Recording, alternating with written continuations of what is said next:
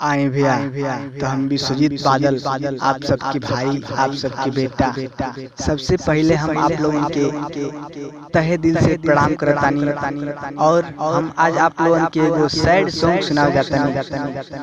अगर गाना पसंद आए तो लाइक कमेंट शेयर और चैनल के सब्सक्राइब करें जा। पूछला पता दी पुरवैया से छोड़ के गईलू रानी तू जहिया से।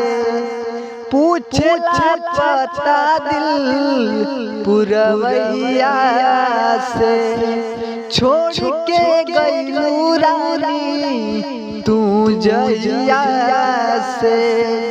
लूट गईल करार यार चैन रे, लूट गईल करार यार चैन रे।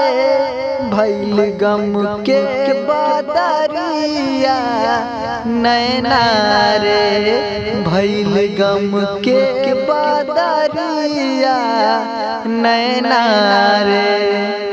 दिहलू तोहफा प्यार में हमके भला ही जुदाई, विश्वजीत बादल तोहके कब ना भुलाई। दिहलू तोहफा प्यार में हमके भला ही जुदाई, विश्वजीत बादल तोहके कब ना भुलाई।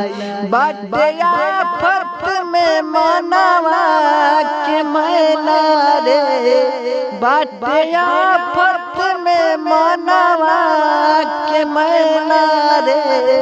भइल गम के बदरिया नैना रे, भइल गम के बदरिया नैना रे।